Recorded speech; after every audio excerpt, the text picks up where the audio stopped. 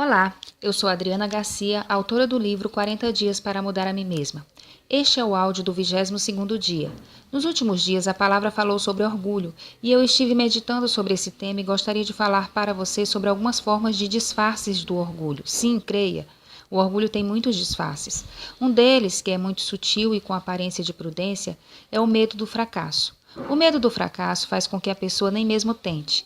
Ela fica passiva diante dos seus sonhos e projetos porque ela não suporta a ideia de errar. Ela não saberia lidar com a frustração de não conseguir alcançar o que deseja. Então ela fica prostrada diante de sua própria perfeição, que é fruto de nunca ter tentado, e não de um aperfeiçoamento após ter tentado e não ter conseguido. É preciso humildade para reconhecer as nossas limitações diante de algo que já experimentamos e não fomos bem-sucedidos. O orgulho não combina com o reconhecimento de erros no processo. Ele só combina com o medo de nem tentar começar o processo, porque assim a pessoa não erra e não tem erros expostos diante dela mesma e dos outros.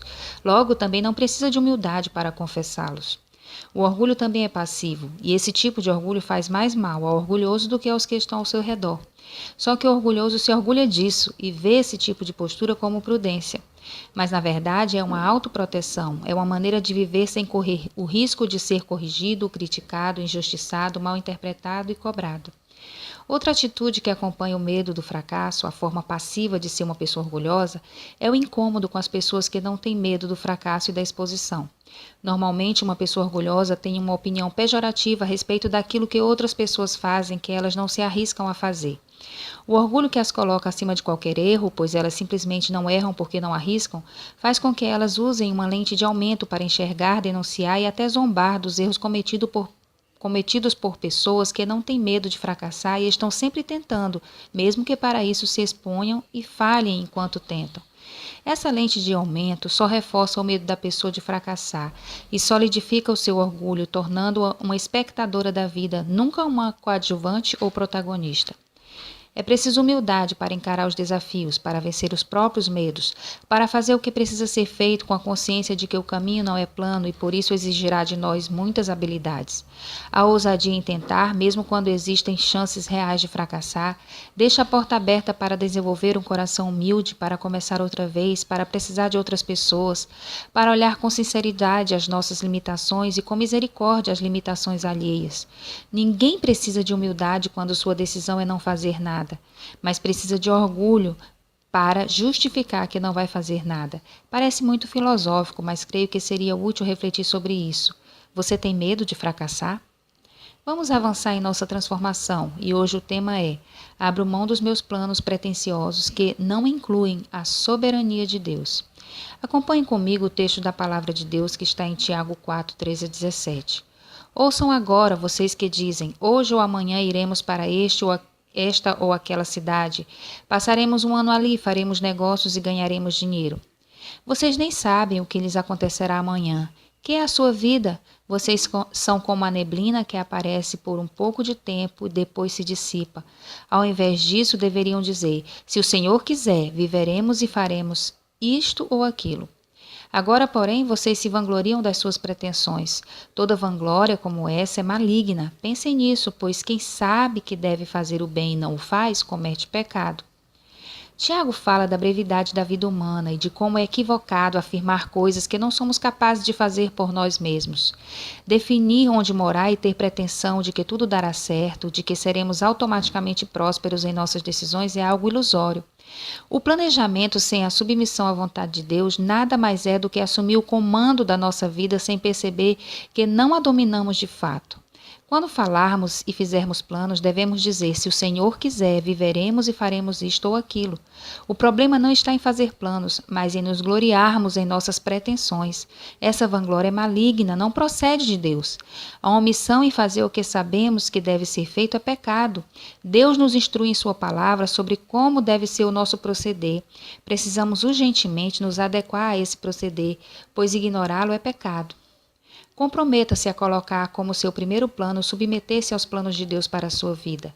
Lembre-se de quão breve a sua vida é e que você não deve ter pretensões que são alheias ao que Deus quer para você, e nem mesmo se orgulhar dessas pretensões, pois esse orgulho, essa vanglória é maligna. Entenda que o pecado não se manifesta só quando você erra, mas também quando você se omite. de fazer o que já sabe que deve fazer. Entregue-se ao Deus que lhe dá vida eterna, mas que tem em suas mãos todos os seus dias aqui. Confie nele de que não só o amor dele lhe dá segurança, mas o fato dele ser conhecedor de todas as coisas. Abra mão da sua sabedoria, que muitas vezes é pretensiosa, que faz planos meramente humanos, e abra a sua vida para temer ao Senhor, entregando a ele todos os planos que você fez, para que ele lhe capacite a descobrir e viver somente os planos que ele fez para você ao lhe criar e lhe salvar. Vamos orar? Senhor Deus, perdoa-me por tantas vezes que não incluí o Senhor em meus planos, que não me lembrei da minha finitude e da tua eternidade, dos meus equívocos e das tuas certezas, dos meus motivos egoístas e das tuas razões graciosas. Eu poderia ter corrigido a rota em algum momento, mas tive que me frustrar para aprender a não te ignorar, a nunca mais escrever o plano achando que tu és obrigado a assinar embaixo. Quão tolo eu fui, quão inútil foi meu esforço numa direção que não me levou a lugar nenhum. Ainda bem que tu não desistes de me ensinar e que a tua palavra me corrige, me traz de volta ao trilho. Amado Deus, não quero pecar por omissão. Ajuda-me a colocar em prática todo o bem que esperas de mim, não apenas a abandonar o que é mal. Amado Senhor, eu me arrependo de toda vanglória, de toda pretensão, de todas as vis certezas que me levaram ao nada. Eu desejo muito viver na dimensão da tua soberana e perfeita vontade para a minha vida. Em nome de Jesus, amém. Terminamos agora o 22º dia do audiobook 40 dias para mudar a mim mesma. Se ele lhe abençoou, inscreva-se no nosso canal do YouTube Ajudando Divorciados e ouça os demais áudios que estão disponíveis lá. Curta e indique o nosso conteúdo que foi feito para ajudar você a aproximar-se de Deus e ser transformado por Ele aí onde você está. Lembrando que o conteúdo será útil para pessoas de todas as idades, sexo, estado civil ou religião. Ao adquirir o livro 40 Dias para Mudar a Mim Mesma, você poderá conhecer partes exclusivas que estão no livro, com aplicações práticas do que eu aprendi que podem lhe edificar ainda mais. Com a compra, você também colabora com o Ministério LED, levando esperança aos divorciados. Para saber mais sobre o LED, acesse o site www.ajudandodivorciados.com.br.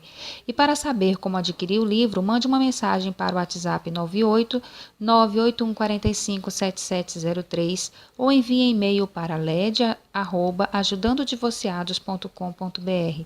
Que Deus nos abençoe.